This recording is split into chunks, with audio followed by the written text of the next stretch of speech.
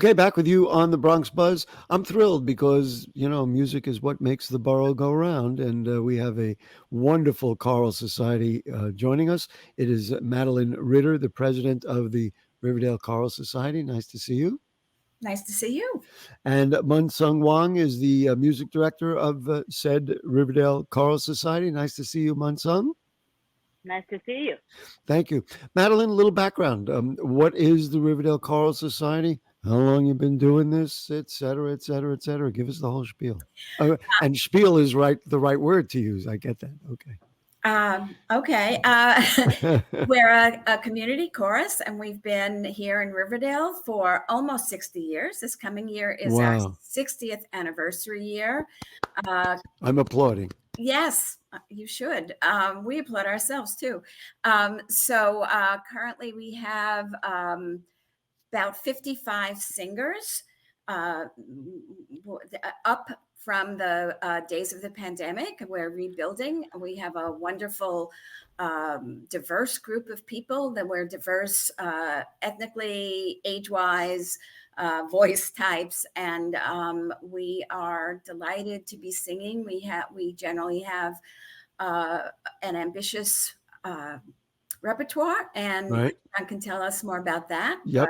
We'll talk about that in a second. Yeah. Do you audition people, or like anybody who really wants to sing, even me who sounds like a bad Bob Dylan, can join, or is there some level to make sure that they at least can carry a tune?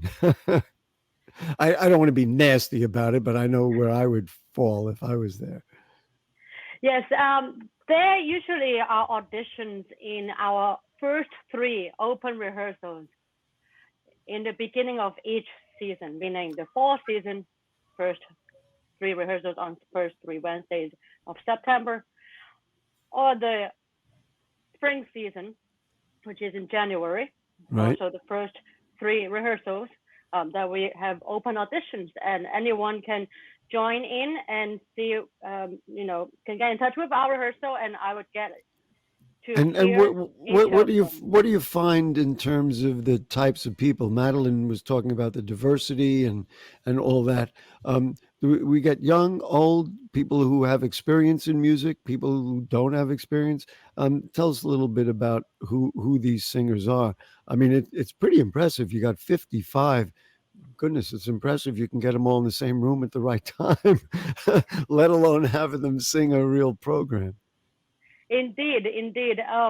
We are aiming for around 60. Wow, you're getting singers. There. So you see, you have maybe a 5 more spots left if you want to join us, Gary. Okay. You're talking to me? Yeah, you don't want me. I'll be one of those people that you say, "How do we tell him no?" Anyway, go ahead. I'm sorry. So we have a very diverse group of singers. We have singers who have been in symphonic choirs for many, many years, and we have singers who have been just doing folk songs or just singing in their own living room, and they just wanted to sing. And we also have all kinds of age groups. We have the age groups starting from, I would say, undergrad or fresh graduate to the adult, where maybe in their retirement. Senior citizens, you can say it. So it's really diverse and all abilities. So really, how often do you rehearse? I mean, people are busy. People have jobs. People have families. People have all kinds of considerations. Do you get everybody in the same room at the same time? Yeah. Oh, yes. Madeline wants to answer that. Go ahead, Madeline. Yeah, so we rehearse every Wednesday evening. Every Wednesday. Every Wednesday evening between Labor Day and the first week in May. We have 2 concert performances a year, one in December, and our spring concert is the one coming up this Sunday. That's right. And I just love the construction of it, and to bring all these people together. Mun-Tzung, do you is it difficult to teach, because a lot of people probably haven't heard the music that you're going to be singing? How do you teach it to them? It's like if you played me a folk song or a rock song that I knew, I would be able to kind of half have an attempt at it. But if you were doing choral music that I had never really experienced before, I'm just guessing that the teaching process must be a difficult one. Um, I would say sometimes could be challenging, but it's extremely invigorating for me. Really? I, as the music director, I take on mostly this is a big part of my job, teaching the music to each of the choir member in our choir, and we have a wonderful accompanist, Brian Holman, at our piano this season, and we really collaborate to make sure that all of the singers hear the music every rehearsal that we So that they're continue to able to do it. rehearse.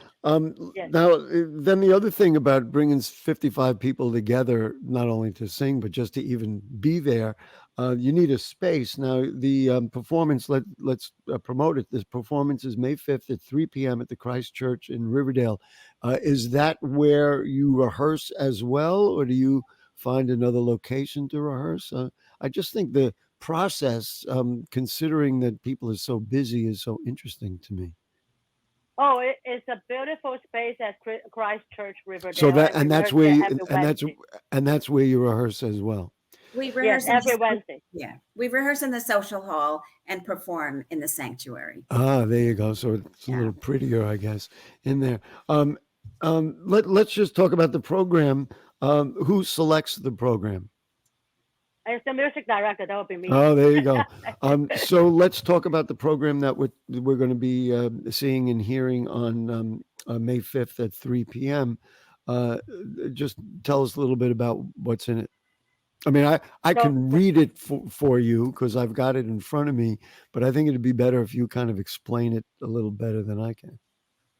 so this concert is focusing on the feeling of being in the spring season. The spring season Uplifting for signifies, spring, yes, renewal. yeah, renewal, rejuvenating, and our program this season really focusing on the dance between the poetry and the music.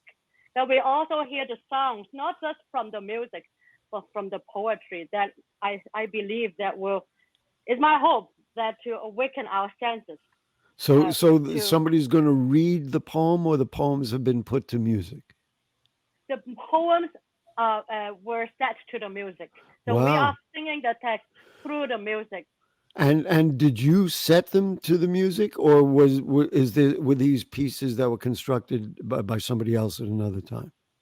They were set by different composers By from different composers. different Program composers. here, I got it in And a couple of them are traditional folk songs that will be familiar to you, but they've been arranged for singing by choruses. All right, so I'm going to read it. The features a setting of the Dylan Thomas poem "Fern Hill" by John Corigliano, "The Evening Primrose" by Benjamin Britten, James Mulholland, a setting of "Red Red Rose" by Robert Burns.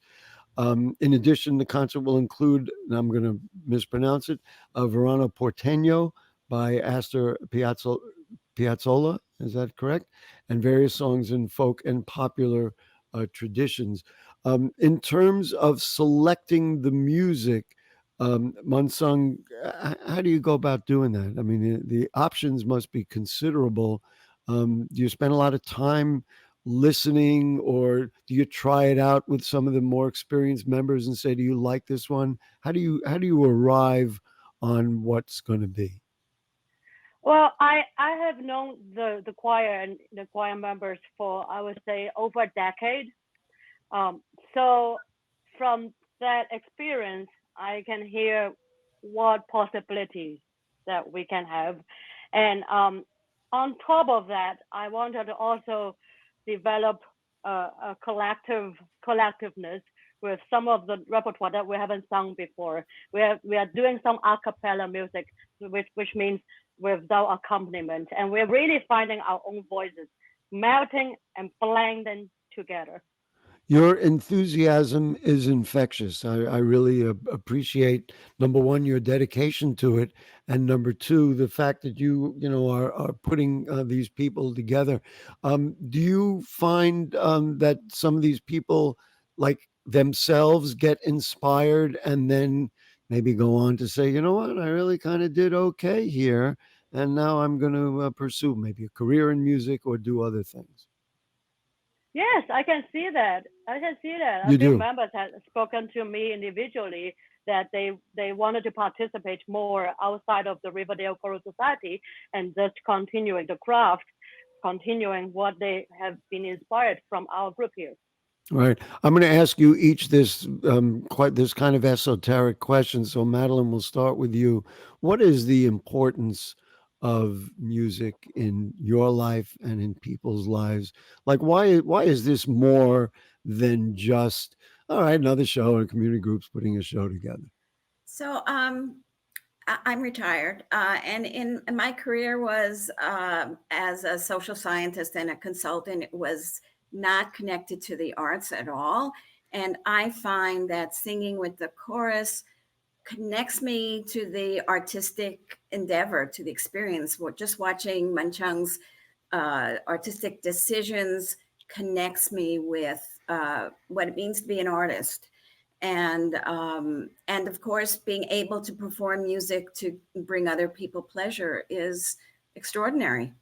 I was worried about asking that question, and you answered it beautifully. I just think, in times that I've seen choruses, it's just so powerful. If you have that many people, and I'm sure Mun-Tzung feels it every single time. So, what about you, Mun-Tzung, about the nature of music?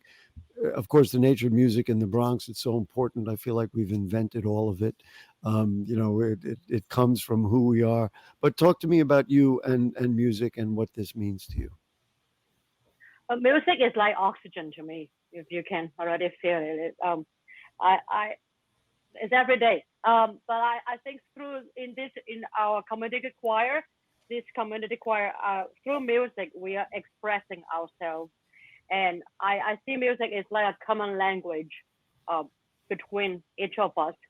And that's something that can't really, you can't quite replace that with It something really, else. we're almost out of time. It really communicates outside of the regular conversation, for example, that we're having. Anderson, if you could throw up the flyer, people can get tickets. You can, do the scan thing over there. It is Sunday at Christ Church in Riverdale at 5040 Henry Hudson Parkway. And you can get tickets, as you see, just scan that QR code.